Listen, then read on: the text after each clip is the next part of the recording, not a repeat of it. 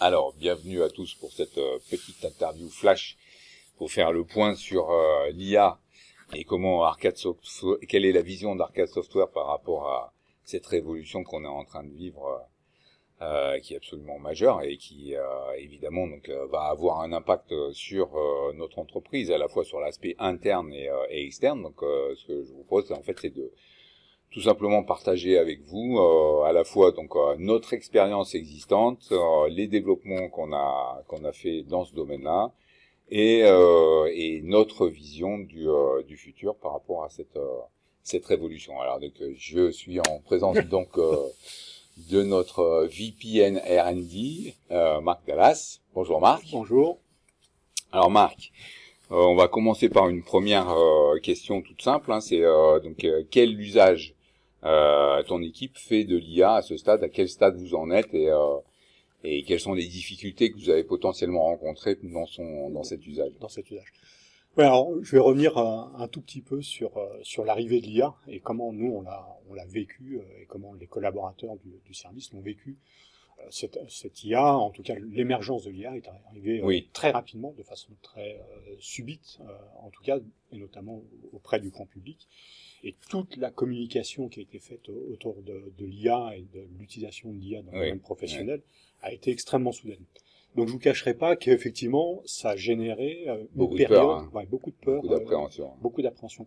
Il y a eu une phase de stupeur au départ, une phase d'incompréhension et une phase de déni face à ces outils-là. Donc il a fallu travailler en interne de façon très précise, pour démystifier l'IA, c'est-à-dire comprendre les mécanismes de fonctionnement. C'est des techniciens chez nous, hein, donc on a besoin de comprendre comment ça fonctionne et de savoir jusqu'où on peut aller, quel est le type de remplacement que ça peut faire. Donc il a fallu retravailler sur ces mécanismes-là, faire comprendre, c'est-à-dire avoir toute une campagne interne de conférences qui allait nous expliquer. On a fait intervenir des gens qui nous ont expliqué ce que c'était l'IA, comment ça se montait, et quels étaient les types d'utilisation, pour que les gens, à un moment donné, mesurent qu'en fait l'IA n'était qu'un outil certes ultra puissant, mais un outil. Oui. Et qu'ils puissent aussi faire la part des choses sur la plus-value qu'ils apportaient eux-mêmes en tant que développeurs expérimentés, professionnels. Ils n'allaient pas les remplacer, mais qui allait Exactement. être à l'inverse quelque chose qui allait considérablement augmenter leur productivité. Tout à fait, les aider dans leur quotidien et notamment sur des tâches où ils sont aperçus eux-mêmes qu'ils n'avaient plus de plus-value. Oui, c'est ça. Et donc de se concentrer sur l'intelligence qu'ils pouvaient apporter à l'entreprise et dans leur quotidien. Et ça, alors moi j'estime que ça a été extrêmement rapide chez nous parce qu'il a fallu un trimestre. Dans d'autres sociétés, c'est beaucoup plus long que ça. Aujourd'hui, en moins d'un an, entre guillemets, l'usage de l'IA s'est généralisé dans tous les secteurs. Dans l'utilisation même au jour le jour, dans la production de code, l'explication de code, la production d'algorithmes, de choses comme ça, mais aussi dans les tâches administratives, rédaction de documentation technique, des choses comme ça, tout en conservant bien cet esprit critique quant à la génération quant au résultat de l'IA. Ah oui. Donc, bien sûr que tout le monde relit, tout le monde valide, et c'est nécessaire aujourd'hui de pouvoir exercer son esprit critique quant au résultat de l'IA. Mais aujourd'hui, c'est intégré, quasiment l'ensemble des collaborateurs ont accès soit à des IA gratuites, soit à des IA payantes aujourd'hui intégrées dans nos outils bureautiques. Mais il n'y a plus cette méfiance par rapport à l'IA. Je pense qu'il y a vraiment eu un retournement de situation. Oui. Il reste encore quelques exceptions, mais ça, on va le travailler au fur et à mesure. Il reste encore quelques exceptions, mais cette phase de peur et de stupeur, elle est passée aujourd'hui. Sur le code lui-même, et je reviendrai là-dessus, on s'aperçoit qu'il y a certains défauts. C'est-à-dire que les IA, en fait, ont l'habitude de générer du code toujours le même. Et de transporter à la fois parfois des bugs, des hallucinations liées à ça. Donc c'est pour ça qu'il y a une nécessité de re-regarder. Et il y a une autre problématique, mais on est équipé pour ça, c'est que ce code-là peut parfois contenir des vulnérabilités. Alors nous, on est équipé en interne pour le contrôle de nos vulnérabilités pendant les nightly builds, mais ce sont des points importants aujourd'hui qu'on a détectés, c'est que ce code généré, potentiellement, peut impacter la sécurité du code et qu'il faut être extrêmement vigilant quant à cette utilisation-là. Donc il faut être utilisé sur la notion de vulnérabilité. Ça, c'est les processus de contrôle de vulnérabilité du code donc ont dû être renforcés. Ont dû être renforcés et chez nous, mais ailleurs. C'est-à-dire que l'ensemble des interlocuteurs ont vu l'augmentation significative des vulnérabilités depuis l'utilisation de l'IA pour la génération du code. D'ailleurs, nous on le voit en fait, il y a une forte poussée de la demande autour de notre produit CodeChecker, donc qui est là pour contrôler la vulnérabilité du code source IBMI, et donc, c'est évident que l'origine de cette forte poussée donc, est liée à cette préoccupation. Tout à fait, c'est un effet induit. Donc là, on a un cap qui est passé, puisque donc là, effectivement, il y a eu toute une période de temps où les augures disaient il y a plus d'avenir pour le poste de développeur, donc le développeur va être remplacé. Bon, maintenant on revient à des choses un peu plus pragmatiques et concrètes, donc c'est pas le développeur qui va être remplacé, donc la personne qui n'intègre pas l'IA, c'est sûr que sera un peu plus challengée parce que justement elle va forcément potentiellement être challengée par une personne qui maîtrise bien son usage et qui sera de fait naturellement beaucoup plus productive. Tout à fait. Donc ça c'est notre usage interne, donc des gains de productivité quand même bien extrêmement important, extrêmement important. C'est-à-dire qu'on a réduit toutes les tâches sans plus-value, sans forte plus-value. Et effectivement, on voit aujourd'hui, quand on discute avec les collaborateurs, qu'ils ont beaucoup plus de temps à consacrer à des tâches à haute plus-value, sur de l'algorithmique, sur des choses bien précises. Mais la génération de code en tant que telle, elle est peut-être aujourd'hui à 60% confiée à une IA. Sur des portions de code, on ne parle pas d'architecture d'application, on parle bien de la génération de code spécifique. Il n'y a plus de plus-value. L'utilisation à bon escient d'un outil qui est magique, mais qui va de toute évidence pas remplacer l'humain. Tout à fait. Donc là maintenant vous savez qu'en fait on vient d'un monde dit legacy, donc la plateforme IBMI, donc très souvent aussi employé sur son nom legacy qui est l'AS400, donc c'est une clientèle de à peu près 25 000 clients dans le monde avec des milliards de lignes de code principalement RPG d'ailleurs, c'est plus de 85% en fait des clients qui utilisent ce langage-là. Et donc avec des applications dont le niveau de criticité est extrêmement élevé, c'est pour ça qu'elles sont toujours là, elles sont opérationnelles, elles ont évolué dans le temps pour répondre aux besoins du business. Donc c'est sûr que on pourrait dire qu'à un moment donné, donc toutes ces lignes de code vont être remplacées. Là encore, ça serait vraiment une position très ayatollesque, donc c'est absolument pas le cas. Donc c'est valable aussi pour le langage COBOL. Ça restera encore ces vieilles lignes de code là qui vont continuer à faire tourner le monde et notamment des applications d'un niveau de criticité qui est absolument gigantesque. Et donc du coup, c'est la question, c'est comment on va pouvoir utiliser à bon escient donc l'IBMI, enfin l'IA pour dans cet écosystème et faire en sorte de résoudre donc la problématique principale, c'est le renouvellement des générations. Et donc, alors Marc, qu'est-ce que tu peux nous dire sur comment tu vois l'IA donc en support de cette transformation, alors, à la fois humaine et aussi donc technologique. Quand on va moderniser une application, quand on va parler de processus de modernisation, je pense qu'il faut s'attacher à 3 axes. Il va y avoir effectivement le code source de l'application qui est la base. Mais il y a l'architecture de l'application, et puis il y a l'interface machine, donc il y a les interfaces utilisateurs. Et c'est ces 3 axes-là qu'il va falloir travailler quand on va vouloir moderniser une application. Mais on ne va pas utiliser les mêmes processus, soit techniques, soit cognitifs, pour moderniser ces 3 axes. Je pense que l'IA aujourd'hui, sur la modernisation du code, on voit bien toutes les projets aujourd'hui qui sortent d'IA sont beaucoup orientés au niveau du code, parce qu'on sait que c'est là où on a des gains de productivité. Donc sur le traitement du code, l'IA a toute sa place, parce que c'est du traitement massif. Tu as parlé de plusieurs millions de lignes de code. Donc là, l'IA peut vraiment travailler de façon extrêmement rapide et efficace pour moderniser du code dans sa transformation, dans sa compréhension, y compris quand on parle de modernisation, on peut aller jusqu'à l'abandon d'une plateforme. On peut aussi, pour des questions qui ne sont pas forcément technologiques d'ailleurs, qui peuvent être stratégiques au niveau de l'entreprise, à un moment donné, on peut parler de modernisation pour une mutation ou pour un move, enfin, qu'on soit clair à ce niveau-là. Et là, on a besoin de comprendre, on a besoin d'extraire des règles de gestion d'un code, et ça, l'IA peut se substituer très avantageusement à un facteur humain, à une équipe humaine, qui ne va faire qu'une reconnaissance, entre guillemets, de ces règles de gestion. Donc une IA entraînée peut très facilement faire le travail de façon beaucoup plus efficace qu'un pool humain ou qu'une équipe humaine. Donc là, on a vraiment un facteur d'optimisation à travailler et à utiliser. Quand on va parler, ça suffit pas, parce qu'à un moment donné, on va parler de l'architecture d'application. Donc, qui va gérer la globalité des interactions entre les différents composants du système, et notamment, on sait que les systèmes IBMI, l'architecture des applications, va faire intervenir des dizaines de milliers de composants en interaction entre elles. Des composants de divers types, d'ailleurs, qui n'ont pas le même type de fonctionnement et le même type d'appréhension. Quand on va travailler sur l'architecture d'application, là, ça va être beaucoup plus compliqué pour une IA de comprendre ce niveau d'abstraction.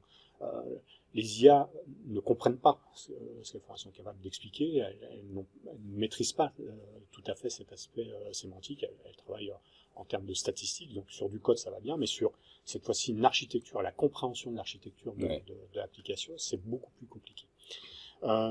Donc effectivement, cet axe-là, on va voir que l'IA peut interagir, peut aider, bien sûr qu'il y aura un apport de l'IA, mais qu'il y a tout un travail à faire avant et qu'il y a une plus-value aujourd'hui de ce qu'on appelle les référentiels de métadonnées. C'est-à-dire qu'ils vont décrire toutes ces interactions, et c'est l'interrogation, l'extraction de la connaissance dans ces interactions qui va être qu'on va pouvoir confier à une IA pour aller beaucoup plus vite dans la compréhension de l'architecture des applications. Quand on va parler cette fois-ci de la modernisation des interfaces graphiques, c'est presque la dernière étape, c'est-à-dire qu'on est obligé d'avoir travaillé le code, d'avoir travaillé l'architecture d'application, et ensuite de générer des interfaces graphiques qui s'appuient sur cette première phase de modernisation. Et là aussi, on a la capacité de pouvoir, on revient dans la génération de code, mais plus dans la génération de code natif, dans la génération de code d'application, et notamment des applications web aujourd'hui, parce que c'est vraiment cette direction-là qu'on doit mener. Et là, on va pouvoir régénérer du code d'application web qui de manière très productive. Nous, c'est ce qu'on fait en interne, c'est-à-dire qu'effectivement, on utilise nos propres frameworks, mais on a entraîné un LLM à pouvoir générer du code sur nos propres outils, sur nos propres frameworks. On les a étendus, notamment pour la génération d'interfaces.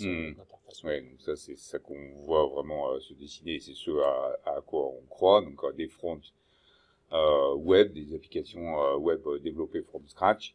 Donc c'est là où l'IA va donner un gain de productivité qui est absolument phénoménal. Et après, donc connexion avec le back, et c'est là où donc c'est déjà quand même relativement développé. Donc toutes ces notions de web services qui servent à faire la connexion entre un front complètement moderne et un back qui lui reste tel qu'il est et dont la valeur est toujours là, puisque c'est ça qui fait tourner ces fameuses applications critiques. Tout à fait.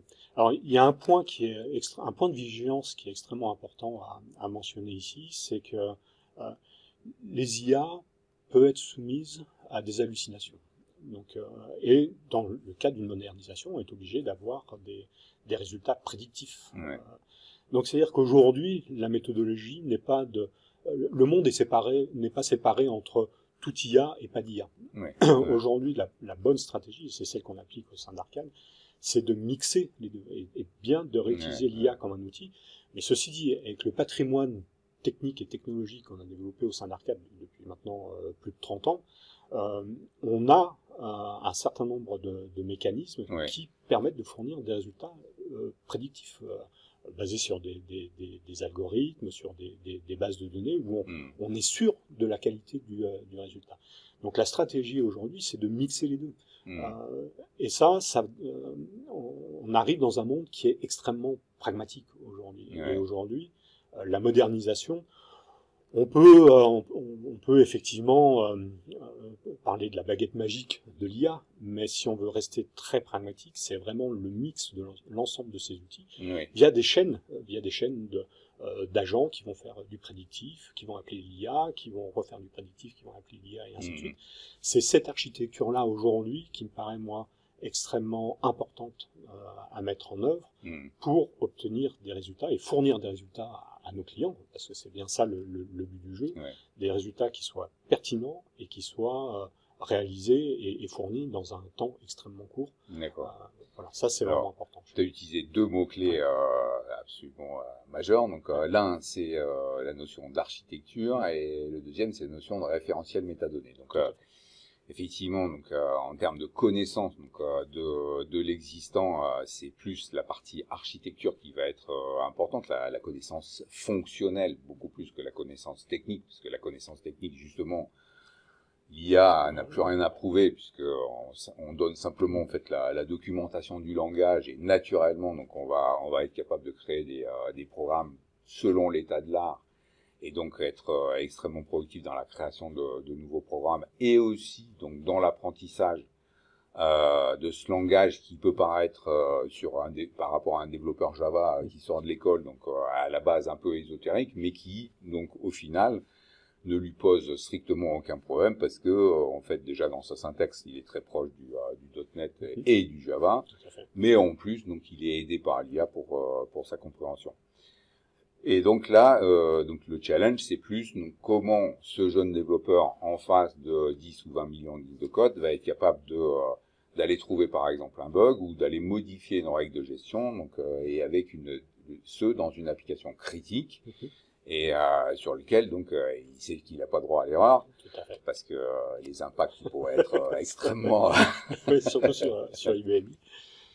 Et voilà, et c'est là où on introduit donc cette notion de référentiel de métadonnées. Ça, c'est le fruit de nos 33 ans d'expérience dans l'analyse d'applications existantes. C'est des milliers d'applications en fait qu'on a analysées de par le monde et la valeur ajoutée de la technologie arcade, clairement, on se situe dans cette source d'informations extrêmement riche et que je qualifierais un peu donc pour vous l'illustrer. Donc dans un cerveau, il y a des milliards de neurones.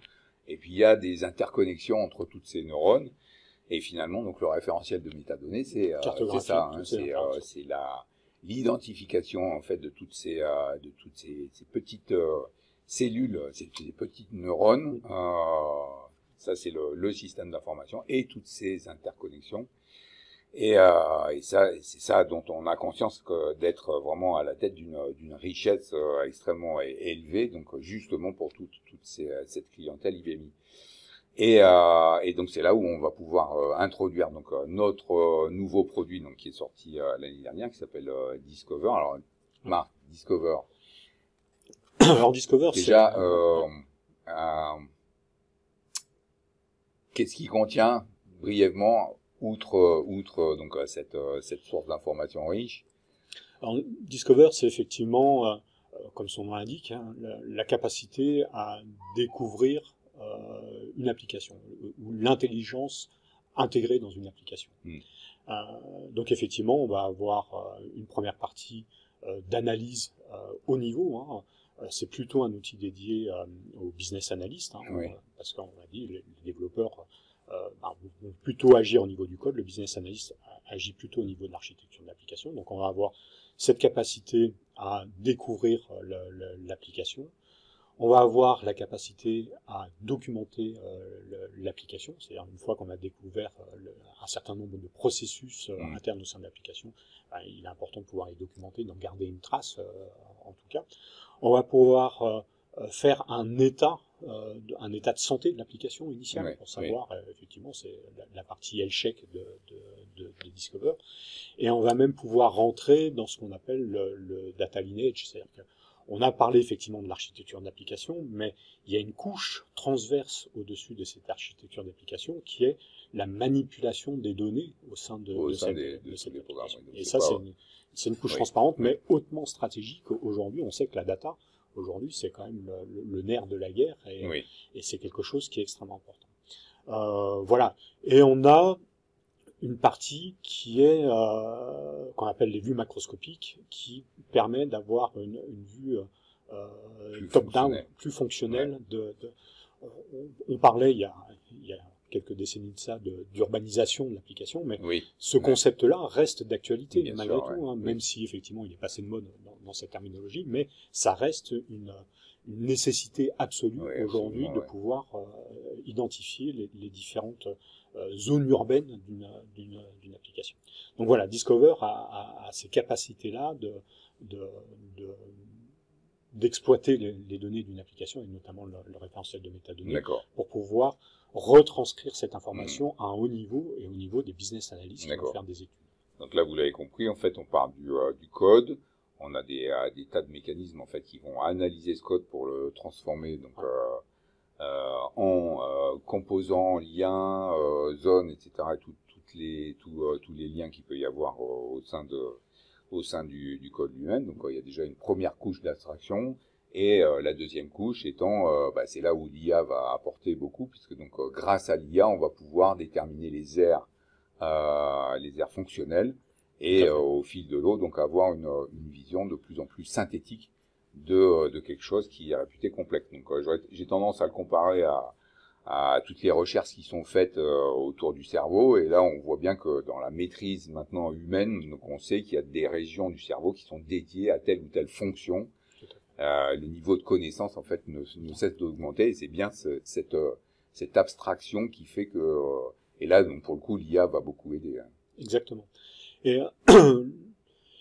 je l'ai dit, aujourd'hui, Discover est plutôt un outil destiné aux business analysts. Donc, ça veut dire qu'il y a une rupture de langage entre les développeurs et les business analysts. On n'utilise pas la même terminologie, même référentiel de langage. Le business analyst n'est pas censé connaître le code source. N'est pas censé connaître le code source. Et quand on va parler d'un composant de type programme, un développeur, il va parler d'un programme, d'un fichier, de base de données, des choses comme ça. Pour l'analyste, dans son langage courant, ça n'a pas forcément de sens. Il va parler de fonctions, il va parler de sous-systèmes, il va parler de règles de gestion, de data, de règles de gestion. Ce qui l'intéresse, c'est de voir comment circule la donnée. Tout à fait.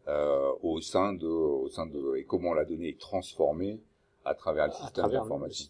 C'est ce dont tu parlais, donc à travers cette notion de data lineage. Tout à fait. C'est je pars d'une zone qui est affichée dans un écran, et j'ai la capacité à suivre, à pister en fait d'où elle vient au niveau base de données, comment elle est alimentée, quelles sont les règles de gestion en fait qui la manipulent. Mais au-delà de ça, cette différence de langage, elle peut procurer une rupture. C'est-à-dire que quand le business analyst va découvrir une application, il va interroger cette application avec son propre langage. Et ça, c'était important pour nous au niveau de Discover, de laisser la capacité au business analyst d'interroger notre référentiel avec son propre langage de business analyst. Et c'est pour ça qu'une des fonctions majeures aujourd'hui de Discover, c'est l'interrogation de ce référentiel de métadonnées en langage naturel. Donc ça veut dire que le business analyst, lui, va interroger notre référentiel, même s'il a été construit de façon très technique à la base sur des éléments techniques de connexion. Le business analyst, lui, va pouvoir l'interroger en langage naturel avec son propre langage. Et donc, du coup, on résout la fracture de communication et de langage, et ça de manière itérative. Il va pouvoir poser une question, mais qui, lui, reflète un problème d'analyse.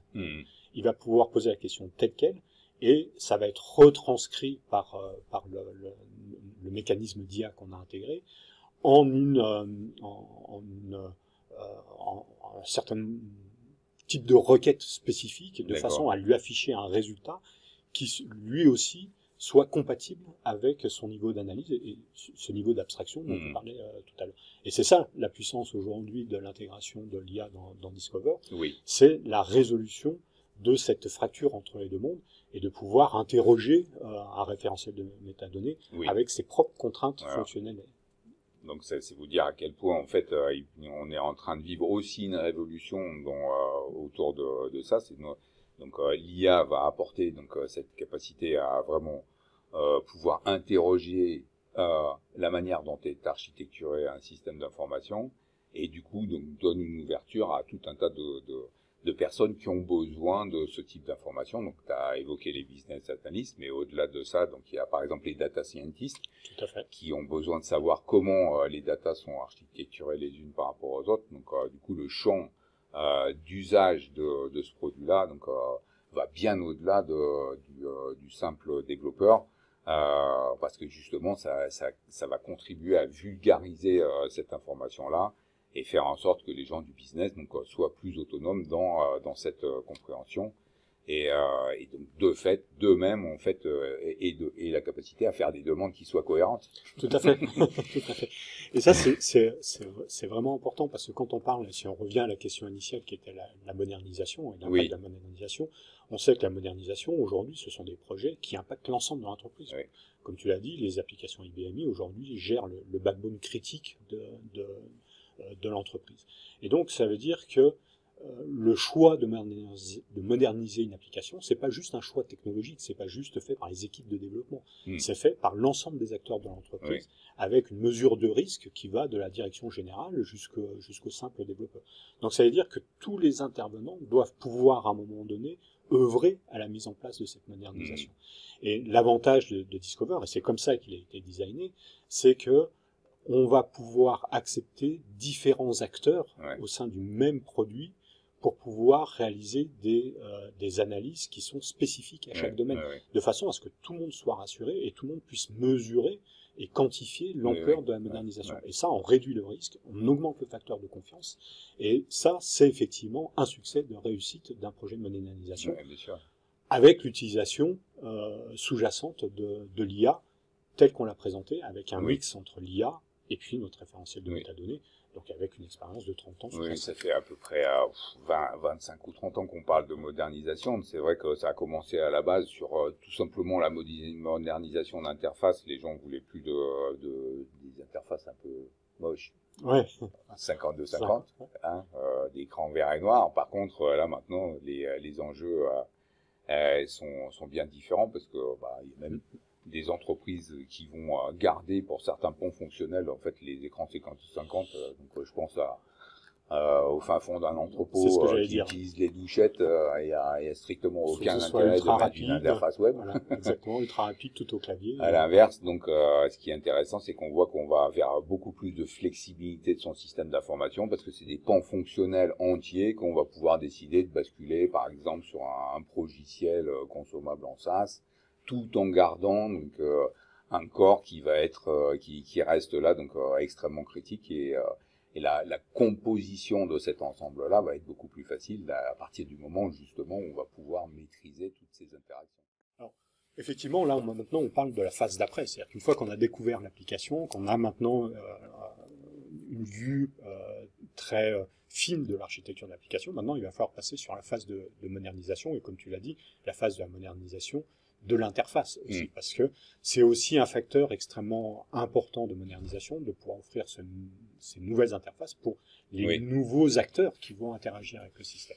Et ça sous-entend qu'il y a une modification de l'architecture elle-même de l'application pour basculer vers du microservice. Donc, c'est-à-dire grosse phase de refactoring, reconnaissance du code, refactoring. Là, l'intelligence artificielle a toute sa place pour pouvoir rendre de façon très efficace les règles nécessaires à ce refactoring. Mais on va aussi le lier à des outils qui vont être en capacité de générer ces web services et de générer aussi les applications qui vont appeler ces web services. Donc c'est dans ce cadre-là, tu le mentionnais tout à l'heure, c'est dans ce cadre-là qu'on va pouvoir réadresser des IA différentes, cette fois-ci en termes de génération de code, mais sur d'autres types d'applications que sont les interfaces web. Mais il y aura de toute façon cette phase de modernisation à faire. On l'a préparée, il faut la réaliser. Et effectivement, on va pouvoir utiliser des produits comme Transformer Microservices, par exemple, chez nous, qui acceptent, qui scannent le code, qui permettent à un moment donné de réaliser ce refactoring d'une d'une application pour générer des microservices qui vont être utilisés ensuite par ce nouveau type d'application. On pourra faire appel à de l'IA pour générer soit tout, soit en partie, en tout cas le squelette applicatif, pour générer très rapidement. Il y a aussi le code réellement utilisé, ça c'est quand même distinguer le code réellement utilisé de celui qui est mort. Tout à fait. Parce que autant concentrer ses efforts sur ce qui est réellement utilisé. On sait que là, donc, une application qui a 30 ans d'âge, donc grosso modo, c'est en moyenne à peu près simplement la moitié qui est réellement en usage. Voilà, et donc ça c'est important de faire ce travail-là. Donc le code redondant, parce que il y a beaucoup dans les vieilles habitudes, donc il y a eu énormément de copier-coller, bien sûr, qui font qu'en fait on se retrouve avec des volumes de code qui n'ont pas lieu d'être. Tout à fait. Donc ça fait beaucoup de sujets sur lesquels donc on voit très bien que l'IA là va vraiment largement contribuer à restructurer son système d'information tout en prenant le moins de risques possible quand même. Tout à fait. Faut quand même garder ça en tête. Là, on est en phase d'application critique. Donc les modifier comme ça, il y a forcément une appréhension qui est extrêmement élevée. Donc les garde-fous, là, on en a déjà parlé. Donc entre autres sur la vulnérabilité du code sont importants. Mais dans notre outillage, on a aussi toute la partie test.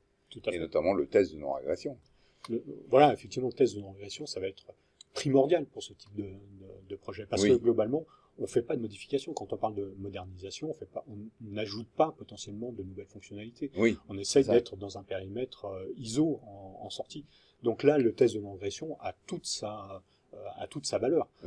Que ce soit... alors, peut-être pas forcément au niveau de l'interface dans un premier temps, parce qu'effectivement, on va modifier l'interface, mais en tout cas, en termes de résultats de sortie sur des programmes batch, on doit garantir que effectivement on n'a pas de régression, alors à la fois sur les sorties, mais aussi sur la base de données. C'est-à-dire que dans cet aspect un peu invisible de la manipulation de données, il faut être en capacité de faire des tests de non-régression, non seulement en termes de sortie, d'entrée-sortie, mais aussi en termes de base de données, pour éviter des effets de corruption long terme invisibles qui d'un seul coup émergent 6 mois ou 7 mois après et qui à un moment donné ont corrompu l'ensemble de la database.